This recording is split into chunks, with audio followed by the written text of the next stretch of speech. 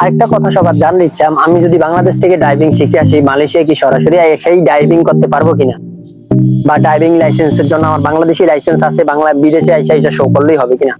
আসসালামু আলাইকুম, সবাই কেমন আছেন? আশা করি সবাই ভালো আছেন। সরাসরি মূল ভিডিওতে যাওয়ার আগে সবাই আমার ভিডিওতে লাইক, ফলো এন্ড সাবস্ক্রাইব করে আমার পাশে থাকবেন ইনশাআল্লাহ। সরাসরি মূল ভিডিও চলে যাওয়া যাক। বাংলাদেশি গাড়ির লাইসেন্স আমার আছে, বাংলাদেশে আমি গাড়ি চালাইতে পারি, যে কোনো গাড়ি আমি চালাইতে পারি।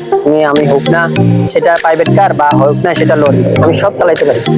সব চালাইতে পারলেও আপনি যদি কোনো আপনার লাইসেন্স থাকে, আপনার ড্রাইভিং লাইসেন্স থাকে, তাহলে এটা বিদেশে আনলে শো করলে হবে না।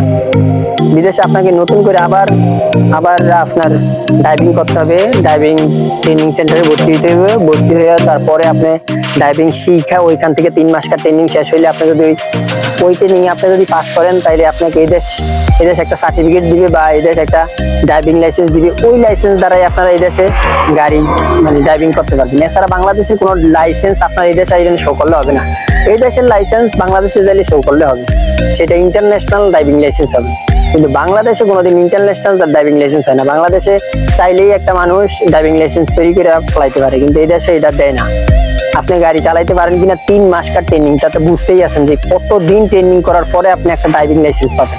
3 মাস 90 দিন আপনার ড্রাইভিং এর ট্রেনিং নিবে তারা। আপনার ড্রাইভিং না শিখে আইলো, আপনাকে এই দেশে আইনা ড্রাইভিং শিখাইয়া তারপর আপনাকে লাইসেন্স দিবে। যদি শিখা থাকেন তাহলে তো আপনার জন্য সেটা প্লাস পয়েন্ট। এই দেশের নিয়ম কানুন তখন শিখতে আপনার একটু তাড়াতাড়ি শিখা ফেলাইতে পারবেন, যেহেতু আপনি বাংলাদেশ থেকে শিখা আসতেছেন। তো বেশিরভাগ লোকই আসলে শিখা আসে, তো শিখা আইসেই ড্রাইভিং করে। আসলে নতুন কেউ আইসেই সরাসরি ড্রাইভিং করে না।